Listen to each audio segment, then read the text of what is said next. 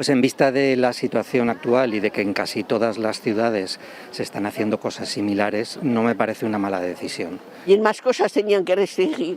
Creo que es lo más correcto que se vayan cancelando actos en los que va a haber mucha aglomeración de personas, es lo más razonable. Tras la suspensión de todas las fiestas patronales en los municipios aragoneses hasta el 31 de octubre, el Ayuntamiento de Zaragoza trabaja en adaptar los actos con controles y restricciones sanitarias. Uno de esos actos será la ofrenda, Raquel Pérez, que reducirá el aforo a 20.000 participantes.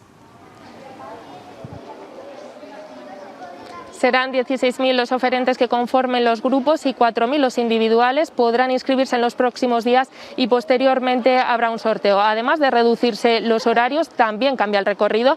No será posible bajar por esta calle Alfonso antes de dejar las flores a la Virgen del Pilar, porque partirá de Macanaz, pasará por Paseo Echegaray, antes por Puente de Santiago, hasta llegar a la Plaza del Pilar. Además, a ese recorrido, que por cierto estará vallado, solo podrán acceder a aquellas personas que estén inscritas. También habrá recinto ferial, pero con menos atracciones y con una reducción de aforo. Dentro podrá haber unas 13.000 personas que se controlarán por un sistema de conteo y además los trabajadores de la feria deberán presentar el pasaporte COVID.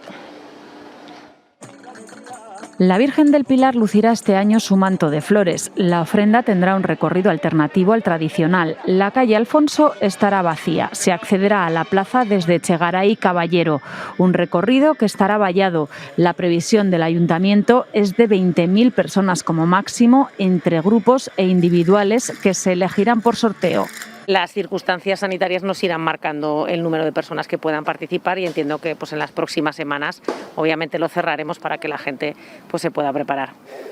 Podrá haber ofrenda y asistiremos como todos los años. Esperemos que al año que viene podamos disfrutar todos juntos y sin límites de aforos. A menos gente, menos ventas en floristerías y en la hostelería.